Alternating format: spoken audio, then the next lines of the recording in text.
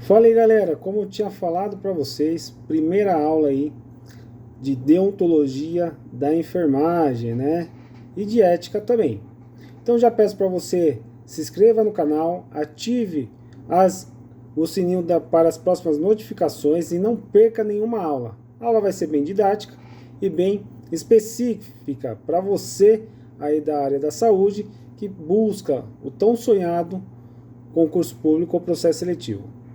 Como havia falado, né, a gente vai fazer uma comparação de 1986, na questão relacionada, que a gente relacionou lá na Lei 7.498, de 25 de junho de 1986, que dispõe sobre a regularização do exercício da enfermagem e da outras providências. Então, o que acontece? Essa lei ela veio para fidelizar a profissão da enfermagem, do enfermeiro em si, do técnico de enfermagem, do auxiliar de enfermagem e da parteira, que existia parteira nessas épocas. Um exemplo bem básico, mas você vai falar assim, mas professor, não tinha um atendente de enfermagem? Sim. O atendente, pessoal, naquela época, era aqueles profissionais de serviços gerais que auxiliavam na área da saúde, na área da enfermagem. Então eles passavam a ser atendente de enfermagem e após a formulação do curso em si, eles tomaram posse, né, como de um instrumento técnico, o auxiliar de enfermagem, para exercer essa profissão tão maravilhosa e tão honrada que é. Porém, naquela época, em 1986, vamos começar do início do ano até o final, melhor, né? Vamos pegar do início aí. Em 1986, em fevereiro daquele ano, no dia 28, é lançado o Plano Cruzado. Olha só que legal. Era lançado o Plano Cruzado em 28 de fevereiro de 1986. Vamos fazer outro marco aí? Já em 17 de março de 1986, foi a tão esperada 8ª Conferência Nacional da Saúde, como um marco histórico. Como um marco histórico do quê, professor? Do surgimento, do nascimento, da elaboração, da forma que você quiser chamar, do Sistema Único de Saúde, o SUS, que até hoje sustenta o nosso Brasil aí quando a gente fala de saúde pública. Já em 28 de março, né, foi o segundo satélite de comunicação brasileira, né, que foi lançado por um foguete europeu. Olha que marco histórico interessante. Já em 16 de abril, o Congresso Nacional do Brasil aprova o Plano Cruzado, pessoal. Olha que legal. Em 16 de abril de 1986. Já em 30 de junho, inicia-se o Show da Xuxa na TV Globo. Dia 30 de junho, inicia-se o Show da Xuxa na TV Globo. Mas já acabou por aí, professor? Não. Em 2 de junho, a Lei de Incentivo à Cultura e sancionado pelo presidente quem? José Sarney. Não vamos se esquecer que o presidente naquela época era José Sarney, tá?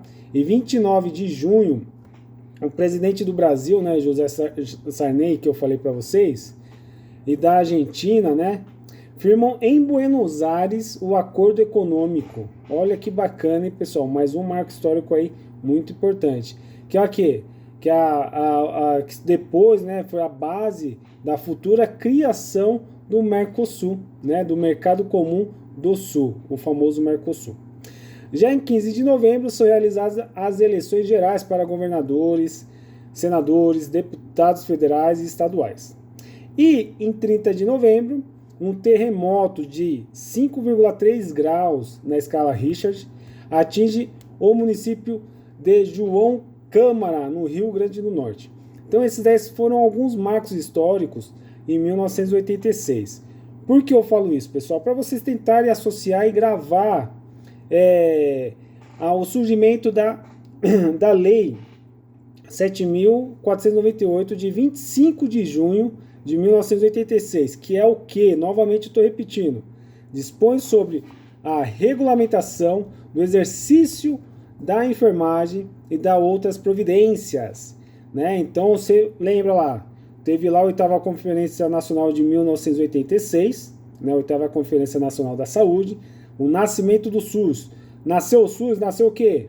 A regulamentação do exercício da enfermagem no Brasil.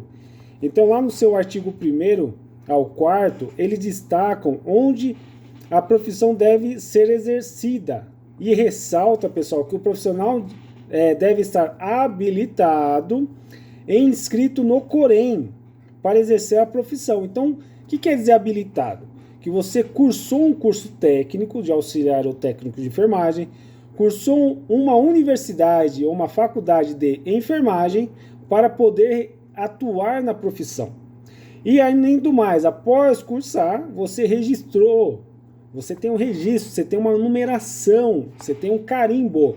Nossa, professor, então a gente estuda só para ter um carimbo? É verdade, pessoal, é o carimbo aí, né? Além disso, né, a gente tem também as equipes de enfermagem e suas participações em relação ao processo, né, de inclusão das instruções de serviço em saúde, que sabe o que é, pessoal? O famoso planejamento e programações. Então, o que eu faço como auxiliar de enfermagem? O que eu faço como um técnico de enfermagem? O que eu faço como enfermeiro? Né? O que eu vou me encaixar ali?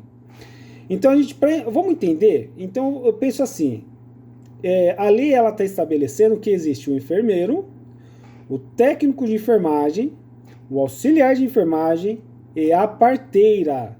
Então, tem 4 categorias aí que regulamenta a enfermagem. Então, o exercício profissional, né, que regulamenta o exercício da enfermagem, ela se caracteriza por essas 4 categorias. Vamos repetir? Enfermeiro, técnico de enfermagem, auxiliar de enfermagem e parteira. Beleza? Já no seu artigo 6 ao 9, ele destaca que são enfermeiros, né? Eles destacam quem são os técnicos de enfermagem, os auxiliares de enfermagem e a parteira, respectivamente, tá?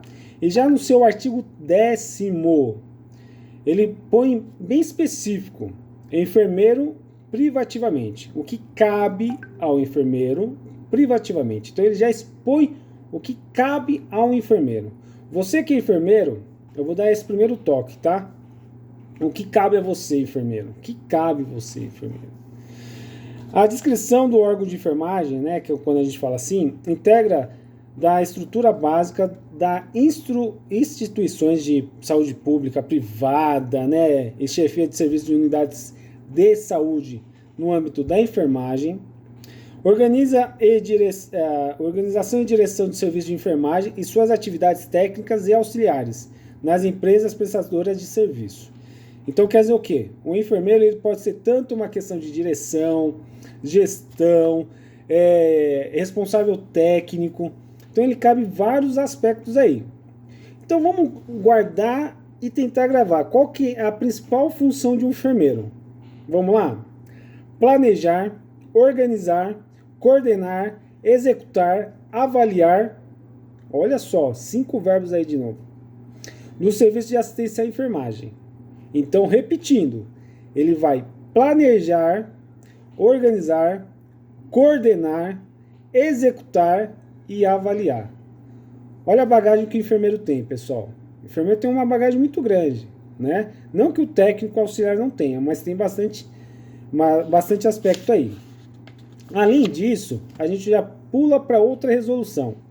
Uma resolução que parte de um decreto, né? O decreto número 94.406, de 8 de junho de 1987, um ano após praticamente.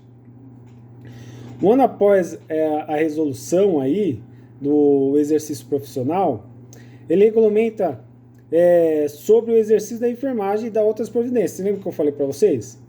Já nisso daí ele fala assim, o exercício e as atividades de enfermagem, observada as disposições da Lei 7.498, de 25 de julho de 1986, a respeito dos graus de habilitação e privativo do enfermeiro, técnico de enfermagem, auxiliar de enfermagem e parteiro. Então aí, em 1987, pelo decreto, vou repetir para vocês, o decreto 94.406, de 8 de junho de 1987, ele traz esse aspecto aí da responsabilidade, que é a habilitação do enfermeiro, da responsabilidade e habilitação do técnico de enfermagem, da responsabilidade e habilitação do auxiliar de enfermagem e do parteiro. Então ele traz um aspecto diferenciado de cada atuação. E só será permitido ao profissional inscrito no COREN, né, que é o Conselho Regional de Enfermagem, da respectiva região. Então quer dizer o quê? Se eu, professor Thomas, sou enfermeiro aqui em São Paulo, eu vou lá para a Bahia, eu vou ter que levar a minha numeração e a minha inscrição lá para a Bahia para poder exercer. Entendeu? Porque mesmo que eu tenha aqui a numeração definitiva, lá eu vou pedir uma segunda, né? Para o COREN de lá. Então quer dizer o quê? Quando ele fala assim, inscrito no Conselho Regional de Enfermagem da respectiva região, é da região que você mora. Então se você mora em São Paulo, você vai ter que ter lá o COREN de São Paulo. Se você mora no Mato Grosso, COREN de Mato Grosso. Se você mora na Bahia, COREN da Bahia. E assim sucessivamente.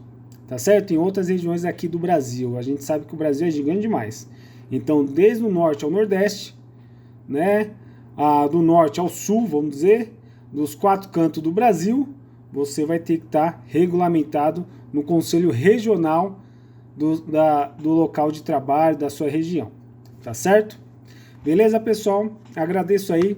Nas próximas aulas a gente vai falar sobre a resolução do COFEN, número 593, de 5 de junho de 2018. Não percam, conto com vocês na próxima aula. Valeu!